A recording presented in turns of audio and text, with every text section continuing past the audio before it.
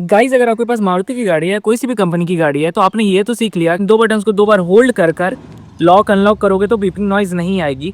पर बहुत सारे लोगों ने मुझसे ये पूछा कि ये तो परमानेंट सोल्यूशन नहीं है, इसके बाद फिर आप अगर लॉक करते हो अनलॉक करते हो तो बीपिंग नॉइज़ आती है।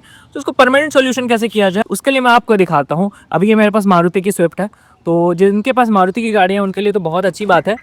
यहाँ पे आप आना एंड अपने इंस्ट्रूमेंट क्लस्टर को ऑन करना। ये जो आप स्टिक देख रहे हो दोस्तों, ये स्टिक को आप टैप कर कर रखना।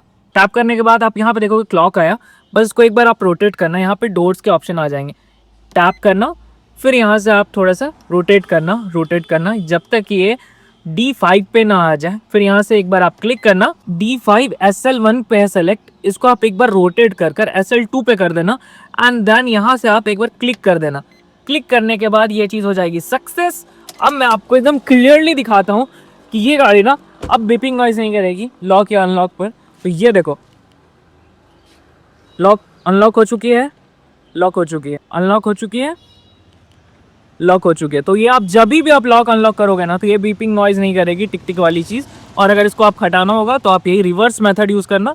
बाकी जल्दी से पेज को फॉलो कर लो।